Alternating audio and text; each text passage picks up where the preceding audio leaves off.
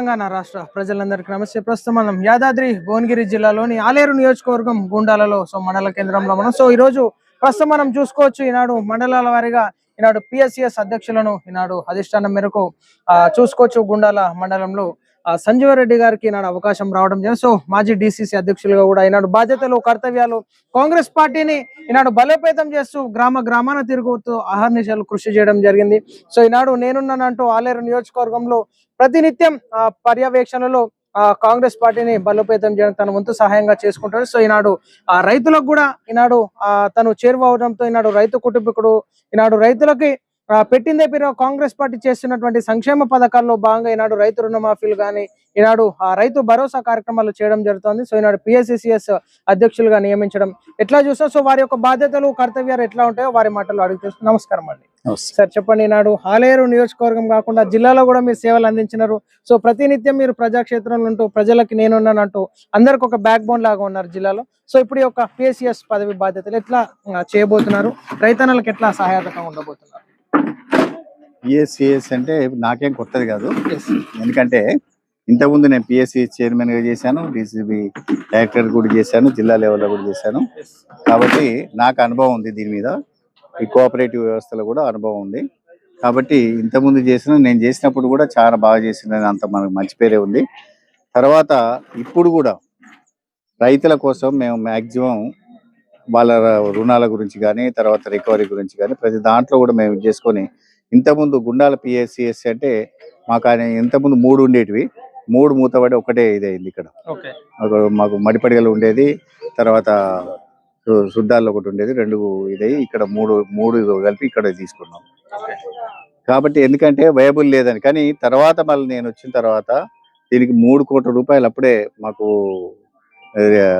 మా రుణమాఫీ అవ్వడం జరిగింది. తర్వాత ఎంతో కొంత చాలా వరకు బలోపేతం చేయడం జరిగింది. లాభాల్లో ఉంది, ఈ సొసైటీ లాభాల్లో ఉంది. కాబట్టి ఇప్పటికి కూడా మనకు వయబుల్ ఉంది. కాబట్టి ఈ సొసైటీని ఇంతవరకు లాక్ రావడం జరిగింది. గత ప్రభుత్వం నిర్లక్ష్యంలో రైతన్నలు ఈనాడు రుణమాఫీలు కాబట్టి చాలా ఇబ్బంది పడ్డట్టుగా చూసుకోవచ్చు. గిట్టుబాటులు ధరలు సరిగ్గా లేక రైతన్నలకు సబ్సిడీలు సరిగ్గా లేక చాలా ఇబ్బంది పడ్డట్టు చూడొచ్చు. ఇప్పుడు ప్రజాపాలన కాంగ్రెస్ పాలనలో ఎట్లా ఉండబోతుంది? ఒక మండలంలో ఎట్లా మార్పులు చేయబోతున్నారు మీరు? ఇప్పుడు మేము ఎరువులు అమ్మడం కానీ తర్వాత అదే విధంగా ఒడ్లు కొనడం కానీ మా సొసైటీ నుంచి చేయడం జరుగుతుంది. అది మొదటి నుంచి కూడా ఉంది, మేము ఉన్నప్పటి నుంచి కూడా స్టార్ట్ అయింది. అప్పటి నుంచి కూడా మేము ఎరువులు అమ్మడం కానీ తర్వాత ఒడ్లు కొనడం కానీ అది మన రైతులకు వీళ్ళకు సేట్లకు అమ్మడం కానీ అదేవిధంగా వీళ్ళందరికీ రైతులకు సహాయం చేయడం కానీ రైతులకు రుణాలు ఇవ్వడంలో కానీ ప్రతి దాంట్లో కూడా మేము ముందున్నాం. మేము హైయెస్ట్ ఇప్పుడు పోయినసారి మాకు ఇంత ఉన్నా కూడా మేము ఈ 2-3 సంవత్సరాల్లో మేము హైయెస్ట్ ఇక్కడి నుంచే పే చేయడం జరిగింది. ఇంతకుముందున్న మా చైర్మన్ కూడా బాగా చేశాడు, ఆయనకు కూడా మేము సహకరించినాం.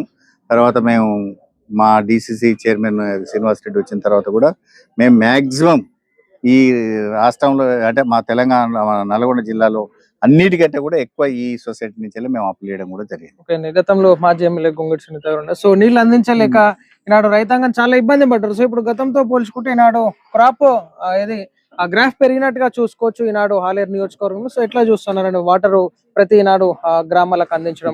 మాకు దివంగత నేత రాజశేఖర రెడ్డి గారు ఉన్నప్పుడు మ్యాక్సిమం మా దగ్గర కాలువలు అప్పుడే జరిగినాయి. మాకు మాజీ ఎమ్మెల్యే గారు మన గౌరవనీయులు కీర్తిశేషులు మన పురుషోత్తం రెడ్డి గారు కూడా వారు కూడా బాగా ఇక్కడ గొలుసుకొట్టు చెరువులు నిర్మించడం కానీ గుండాల మండలంలో ఈ రోజు కూడా గొలుసుకొట్టు చెరువులు అంటే చాలా ప్రాముఖ్యత ఉంది. ఎందుకంటే ఒక చెరువు నింతే దాని తర్వాత ఇంకోటి నింతే మొత్తం ప్రతి ఊరు కూడా మాకు చెరువులు ఉన్నాయి. కాబట్టి అదే విధంగా మాకు ఇక్కడ ఈసారి పంట కూడా ఎక్కువ పండడం జరిగింది. పోయినసారి కంటే కూడా ఈసారి ఎక్కువ పండడం జరిగింది. అయినా కూడా మ్యాక్సిమం ఒక గింజ లేకుండా మొత్తం కొనడం జరిగింది. కాకపోతే కొంచెం లేట్ అయింది, ఎందుకంటే మాకు గవర్నమెంట్ లేట్ చేయడం వల్ల కాదు. కాకపోతే మాకేమైందనంటే ఈ అమాలీలు లేక లేబర్ లేక కొంత ఇబ్బంది జరిగింది. అయినా కూడా దాన్ని కూడా అధిగమించి మేము మొత్తం కొన్నాం. అందరికి కూడా రైతులు కూడా సాటిస్ఫై అయ్యారు. తర్వాత మొన్ననే మన రైతు బంధు కూడా మనం పడడం జరిగింది. రీసెంట్లీ మీరు కూడా చూస్తున్నారు. దాంట్లో మా రైతులు కూడా చాలా సంతోషంగా ఉన్నారు. అదే విధంగా రైతుల కోసం ఎప్పుడు అహర్నిశలు ఈ గవర్నమెంటే కాకుండా మేము కూడా రైతుల కోసం కష్టపడతామని చెప్పేసి మేము పత్రికా ముఖంగా మేము తెలియజేస్తాం. ఓకే అండి, ఈనాడు ప్రస్తుతం ప్రజాపాలనలో ఆ రైతన్నలకి ఈనాడు రైతు రుణమాఫీలు కావచ్చు, అదే విధంగా రైతు భరోసా కావచ్చు, ఈనాడు రైతు బీమా కావచ్చు, ఎట్లా అందుతున్నాయి? మండలంలో రైతులు ఏమంటా ఉన్నారు? మండలంలో అయితే సంతృప్తిగా ఉన్నారు. మా మండలమే కాదు, మా కాన్స్టిట్యున్సీ మొత్తంలో కూడా రైతులు సంతృప్తిగా ఉన్నారు. ఈ ఏరియాలో కూడా సంతృప్తిగానే ఉన్నారు. కాబట్టి రైతులకు ఎటువంటి ఇబ్బంది లేదు. మేము కూడా ఆర్నేషనల్ రైతుల కోసం కష్టపడతాం. ఈ గవర్నమెంటే రైతుల కోసం, రైతు గవర్నమెంట్ ఇది. మా రేవంత్ రెడ్డి గారి గవర్నమెంట్ రైతు గవర్నమెంట్ కాబట్టి రైతుల కోసమే ఆర్నేషనల్ కష్టపడుతుంది. రైతులకు సేవ చేయడం కోసమే ఈ గవర్నమెంట్ వచ్చింది కాబట్టి రుణమాఫీ చేయడం జరిగింది ప్రతి ఒక్కరికి కూడా. కాకపోతే కొంతమందికి అంటే టెక్నికల్ గా కొంతమందికి రాకపోవచ్చు, కానీ అవి కూడా వస్తాయని చెప్పారు ఇంతకుముందు గవర్నమెంట్. కానీ సరే, ఎందుకు రాలేదు ఏంది అనేది దాని గురించి మనం లోతుగా పోవాల్సినంత అవసరం లేదు. కానీ మాక్సిమం రుణమాఫీ జరిగింది. రైతు బంధు కూడా ప్రతి ఒక్కరికి పడుతుంది. మొన్న రీసెంట్ కూడా పడ్డది, మీకు తెలుసు. కాబట్టి ఏమి కాదు, రైతులు సంతోషంగా ఉన్నారు. అదే విధంగా కాకపోతే ఈసారి కొంచెం వర్షాలు లేకపోవడం వల్ల కొంత ఇబ్బంది ఉన్నది. కాబట్టి దాన్ని కూడా అధిగమిస్తాం. ఓకే అండి, కొత్తగా నూతనంగా మరి డైరెక్టర్స్ ని నియమించుకున్నారు. సో ఈనాడు అందరికీ న్యాయం చేస్తూ ఈనాడు కాంగ్రెస్ పార్టీ ద్వారా ఈనాడు పార్టీలకు అతీతంగా సంక్షేమ పథకాలు అందుతా ఉన్నాయి. పార్టీలకు అతీతంగా రుణమాఫీలు జరిగినాయి. పార్టీలకు అతీతంగా కొత్త రేషన్ కార్డు, సన్న బియ్యం కానీ, ఈనాడు 200 యూనిట్ల గృహజ్యోతి పథకాలు కానీ, మహిళలకి వడ్డీ లేని రుణాలు చూసుకోవచ్చు, అదేవిధంగా ఫ్రీ బస్ జర్నీ కార్యక్రమాలు చూసుకోవచ్చు. సో వీటన్నిటిపైన ప్రజా స్పందన ఎట్లుంది? ఎందుకంటే రెగ్యులర్ గా మీరు వాచ్అవుట్ చేస్తూ ఉంటారు. జనరల్ గా మాకే ఉంటది, మేము పార్టీ వాళ్ళం కాబట్టి మా ముందర మాకు మంచిగానే చెప్తారు. ఏదన్నా ఉంటే మీరు చెప్పాల్సిందే. ఎందుకంటే పత్రికలే ముఖ్యం కాబట్టి మీరే మా గవర్నమెంట్ కానీ మాకు కానీ ప్రజలకు కానీ కళ్ళు చెవులు ముక్కు మీరే కాబట్టి పరిస్థితి ఎట్లా ఉందనేది మీరు చెప్తే మేము వింటాం. అయినా కానీ విమర్శలు వస్తున్నాయి కదా సార్? విమర్శలు కామన్ అండి. ఎందుకంటే అపోజిషన్ ఉన్నప్పుడు కంపల్సరీ విమర్శ తప్పనిసరి చేస్తూనే ఉంటది. కంపల్సరీ అది కామన్. అది దాన్ని మనం ఏం చేయలేము. మనం ఎంత మంచి చేసినా కూడా మళ్ళీ శ్రీరామచంద్రుడు ఈ రోజు పుట్టి వచ్చి మళ్ళీ ఆయన రాజ్యం వెళ్ళినా కూడా దాన్ని కూడా విమర్శిస్తారు. కాబట్టి చివరి డైరెక్టర్స్ తరఫున మీకు కూడా అవకాశం, రైతన్నల కోసం అంటే అది చాలా సంతోషంగా మీరు యాక్సెప్ట్ చేయడం కూడా మనం చూసుకోవచ్చు. సో చివరిగా ప్రజలందరికీ ఏం చెప్పాలనుకుంటున్నారండి నూతన డైరెక్టర్స్ తరఫున, మీ తరఫున? మేము మా డైరెక్టర్స్ కానీ మేము ఒక్క రూపాయి కూడా కరెక్షన్ చేసే అలవాటు ఎవరికి లేదు ఇక్కడ. మేము రైతుల కోసమే, రైతుల అభ్యున్నతి కోసమే పాటుపడతాం.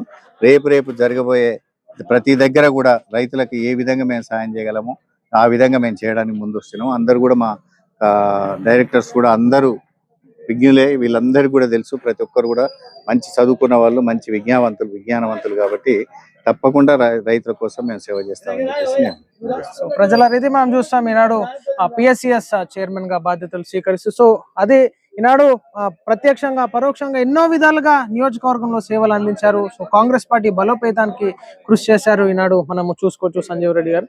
సో ఖచ్చితంగా ఈనాడు రైతన్నల కోసం బాధ్యతలు స్వీకరిస్తూ ఖచ్చితంగా ఈనాడు మండలంలోనే కాక నియోజకవర్గంలో, జిల్లాలో కూడా ప్రతినిత్యం ఎమ్మెల్యే గారు అందరు కలిసికట్టుగా ఈనాడు ప్రజాపాలనలో ప్రజలకు సేవ చేయడం ముఖ్య లక్ష్యంగా ఉన్నటువంటి తనకి లక్ష్మీనరసింహస్వామి ఆశీస్సులు ఎల్లవేళలా ఉండాలని కోరుకుంటూ డైరెక్టర్ సార్, సో అదే విధంగా ప్రజలందరూ ఆశీస్సులు కూడా ఉండాలని చెప్పేసి కోరుకుంటూ, సో ఇది ప్రజలను మనం చూస్తాం ఈనాడు గూండాల మండలం నుంచి మనకి న్యూస్ అప్డేట్స్.